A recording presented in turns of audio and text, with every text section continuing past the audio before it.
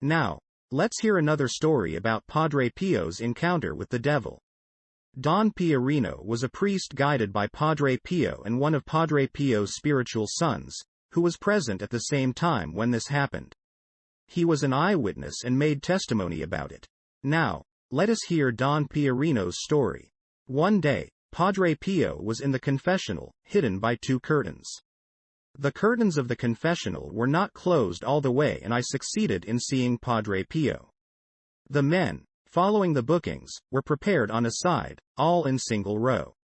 From the place where I was, I read the breviary and, sometimes I looked up to see the Padre.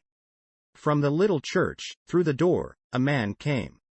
He was handsome, with small and black eyes, grizzled hair, with a dark jacket and ruled trousers.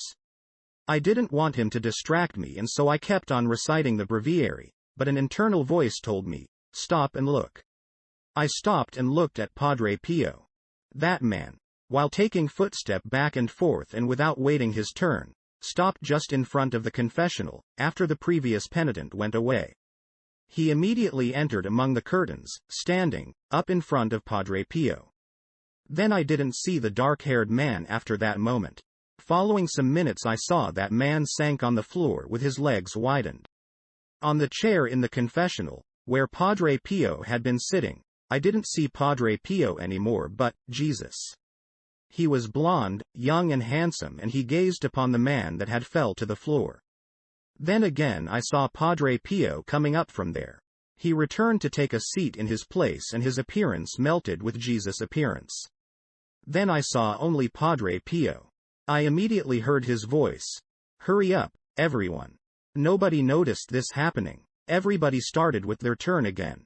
These are the words of one who had witnessed the devil's encounter with Saint Pio.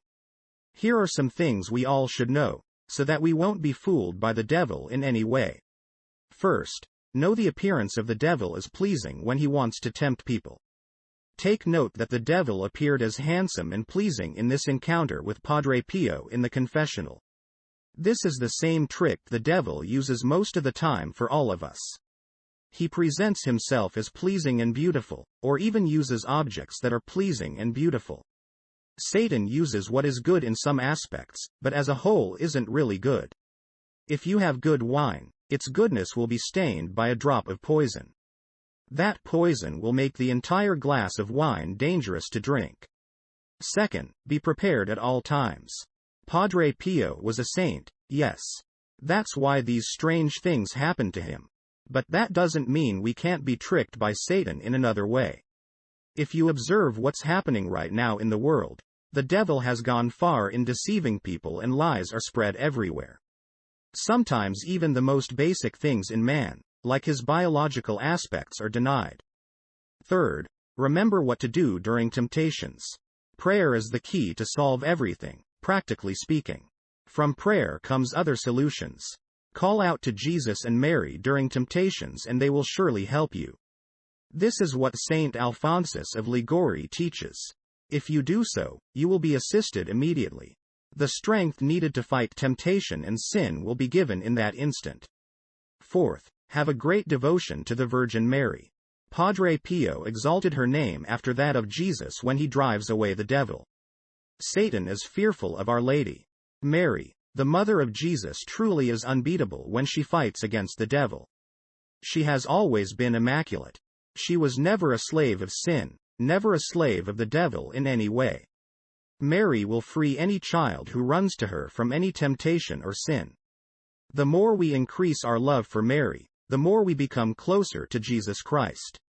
That's because Jesus is the closest being to Mary. Jesus will easily help us if we are close to his mother, which proves we are close to him. The Bible and The Imitation of Christ have sold over 6 billion copies combined. Be sure to download these two Catholic bestsellers worth $34 for free by clicking the links in the description below.